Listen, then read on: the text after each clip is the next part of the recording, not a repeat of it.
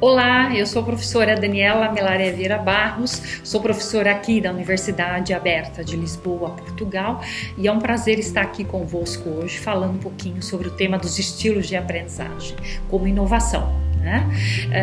O profissional do design educacional tem muitos desafios e eu acredito que os estilos podem contribuir muito nos processos de inovação para a resolução desses desafios, e construção de cenários muito mais inclusivos, personalizados, e interativos também. É um pouquinho essa proposta que eu trago para vocês hoje, espero que gostem. E o que são os estilos de aprendizagem?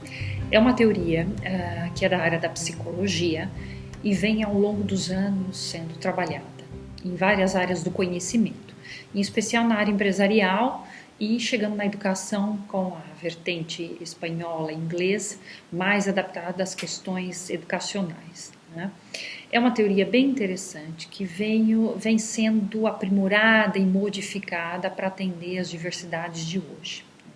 Existem várias críticas sobre o tema, que são críticas de algumas vertentes da teoria, muito mais da área da psicologia, que envolve questões da psicologia cognitiva, enfim, são críticas de uma área e não são críticas relacionadas aos estilos muito mais específicos na área da educação.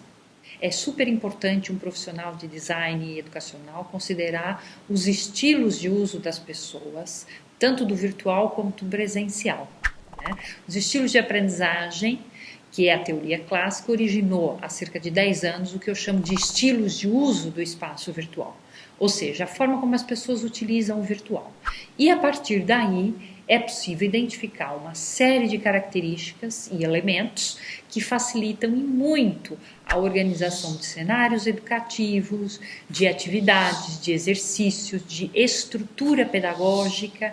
Enfim, é uma grande ferramenta que amplia o potencial de aprendizagem. Muitas pessoas me perguntam, professora, mas a gente identifica os estilos das pessoas e o que a gente faz? O mais importante não é identificar os estilos, mas sim observar o que não há do estilo naquela pessoa. Não é importante saber qual que é o meu índice maior, mas o que eu não tenho. Porque a grande vertente dos estilos está em facilitar e em potencializar a capacidade de aprendizagem do estudante. E os estilos de uso do virtual vão para o mesmo caminho. Okay? É importante identificar características que nós já temos, de como as pessoas no geral utilizam o virtual e a partir daí construir estratégias e caminhos de aprendizagem que privilegiem essas tendências, mas que também coloquem desafios para ampliar essa forma de interação que as pessoas têm no online, facilitando as formas de aprendizagem, porque como sabem, as pessoas aprendem de forma diferente no presencial do online. Se não sabem disso, é importante que leiam referências sobre essa temática, que já é uma temática comprovada e discutida há um certo tempo.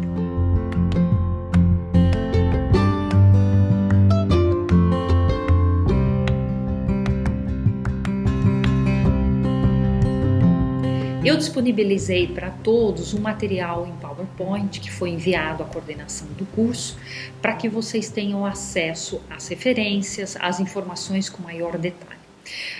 Existe uma página desse material com referências mais recentes sobre o tema, e que dão acesso para que vocês busquem mais informações da aplicação dos estilos de uso do espaço virtual. É um trabalho que já foi aplicado em 5 países diferentes. Nós temos vários dados sobre a aplicação desse questionário e os resultados e a sua utilização foram muito interessantes, em especial em educação à distância, porque o questionário Estilos de Uso do Espaço Virtual está direcionado para a educação online, que é diferente dos estilos de aprendizagem, que é direcionado para a educação presencial. Tenham isso muito claro, ok?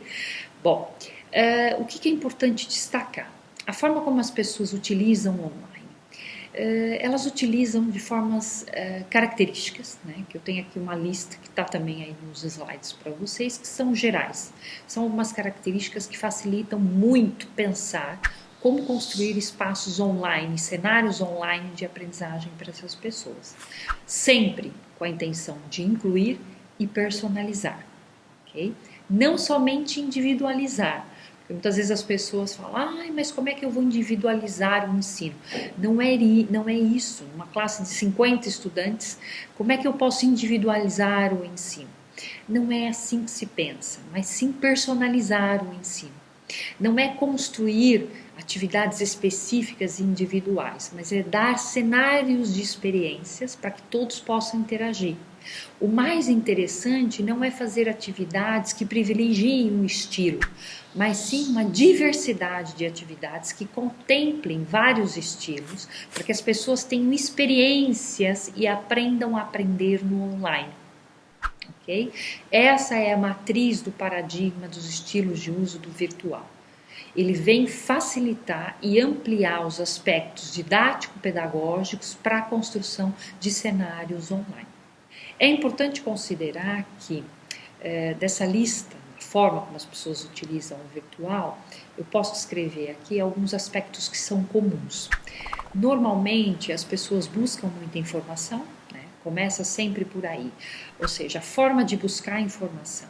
Isso também é um elemento que pode ser utilizado para o design educacional na forma de estruturar o caminho pedagógico para o ensino e aprendizagem. A diversidade de tipologias de espaços e serviços que o online oferece. Hoje em dia, não é a ferramenta que é o X da questão, mas o trabalho e a ação, o movimento que essa ferramenta oferece e a didatização dessa ferramenta para trabalhar na educação. As ferramentas online, os espaços online, as apps não são construídas para a educação, salvo as que são específicas de educação, mas elas podem ser utilizadas num processo de didatização. Esse é assim que eu chamo, é um processo de transposição dos recursos, ações daquelas ferramentas para atingir os objetivos didáticos pedagógicos. Outro aspecto importante é a escolha que as pessoas têm no online. Elas escolhem entre o texto, a imagem, o link, o som, elas têm diversidade. E isso é um grande facilitador da estimulação dos sentidos para aprender, para motivar e para facilitar a absorção da informação. Né? Construir conhecimentos a partir da informação e dados que são absorvidos. Um outro aspecto importante é a capacidade de salvar informação.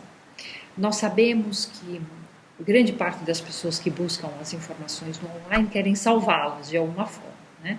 Isso é importante, não pelo sentido de ler mais tarde ou consumir essa informação, mas pelo sentido de ter a informação. As pessoas precisam ter a informação, né? O medo de perdê-las e de não encontrá-las.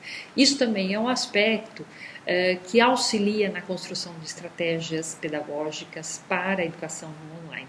Ou seja, como eu faço ela guardar a informação, mas assimilando essa informação. Esse também pode ser um grande desafio. Um outro aspecto são as ferramentas de autoria. As ferramentas de autoria são inúmeras, pode-se explorar muito enquanto design educacional o uso dessas ferramentas para a própria construção da pessoa. As ferramentas de autoria no processo de didatização facilitam muito que as pessoas aprendam a partir da sua concepção sobre a informação assimilada. Okay? Esse é um aspecto muito importante e que vale a pena explorar dentro do design educacional para facilitar as questões da aprendizagem no online. E por fim, a produção de conteúdos próprios. Isso também é outro desafio. As pessoas acham que produzir conteúdos próprios a partir da informação e dados é coisa simples, e não é. Precisa de um processo de construção do conhecimento amplo, né? E direcionar esse processo pode ser um grande motivador e incentivador da construção do conhecimento e da aprendizagem. Okay? Essas foram algumas dicas, né, do perfil de uso do virtual que nós temos, que são frutos de ferramentas aplicadas e resultados de investigação, que a gente pode sintetizar e que são dicas que facilitam o trabalho do design educacional. Claro que muito bem exploradas e realmente desenvolvidas, né? Aqui é somente uma pincelada para que vocês também comecem a refletir e a pensar sobre o tema. Um outro aspecto muito importante que eu gosto de ressaltar e deixo para reflexão vossa é a questão do Universal Design for Learning. Com certeza já ouviram falar sobre isso, né? Esse tema foi criado inicialmente para atender as pessoas com dificuldades e necessidades especiais.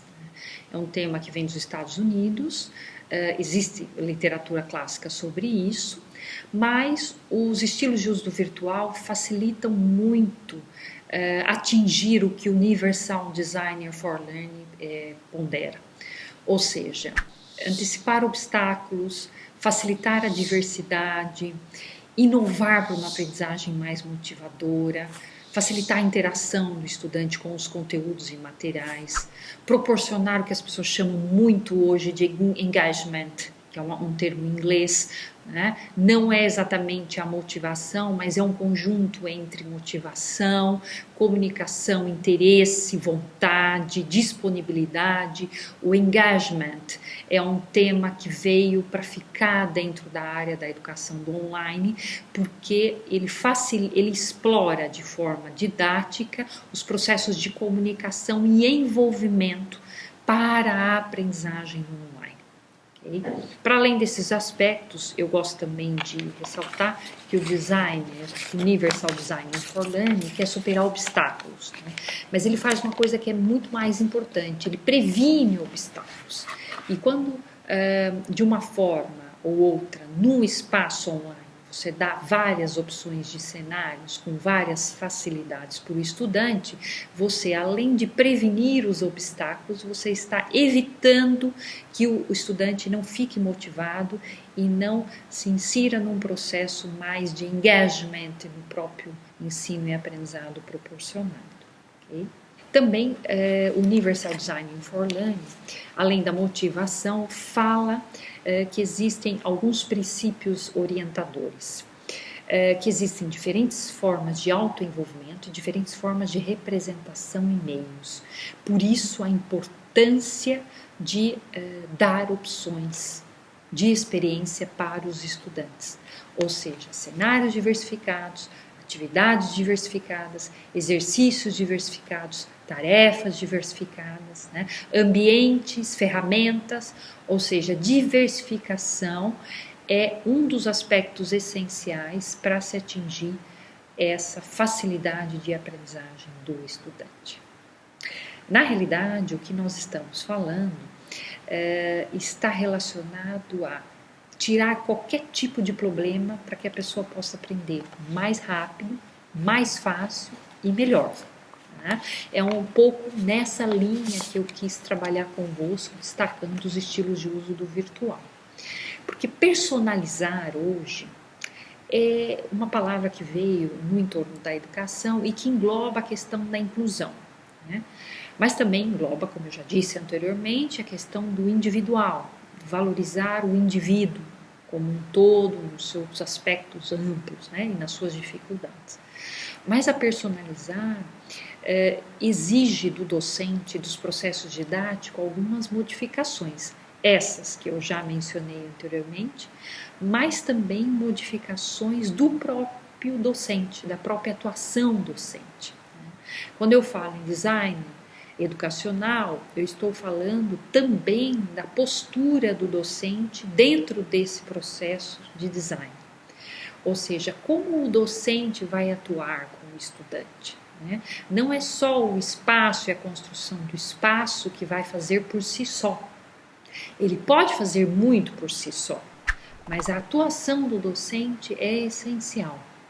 Eu consigo fazer muito desses aspectos só com uma atuação docente, né? Muito mais do que se eu tivesse um ambiente completamente propício. A atuação docente, eu estou considerando a interação dele, né? Os processos de interação dentro desses espaços online de aprendizagem. Então, personalizar passa muito por isso. É a interação tanto dos formatos ali disponíveis, né, do design, dos espaços e dos cenários, mas também a forma como o docente conduz aquele processo de ensino e aprendizagem.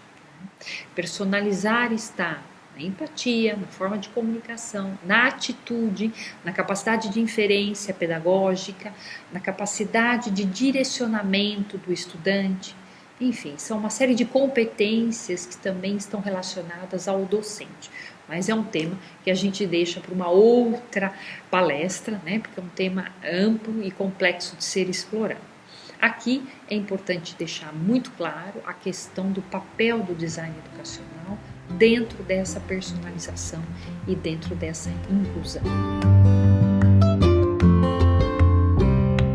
Para não me alongar muito, quero finalizar esse espaço nosso aqui online de diálogo, falando um pouquinho sobre o próprio material que eu disponibilizei, né? Ali tem alguns exemplos, algumas sugestões interessantes de serem lidas, e também falar da aula aberta, do MOOC de estilos de aprendizagem disponibilizado gratuito e aberto pela plataforma da Universidade Aberta. Se tiver interesse, pode cursá-lo, é individual, é personalizado, está à disposição para todos e ali também tem vários materiais que poderão acessar. Okay? No material eu deixei o link para que possam ver. Também indicam a revista de estilos de aprendizagem, que é uma revista que está alojada na Complutense da Espanha. É uma revista interessante que já tem mais de 10 anos, com muitas produções da área e também tem muitas coisas ali sobre os estilos de uso do virtual. Ok?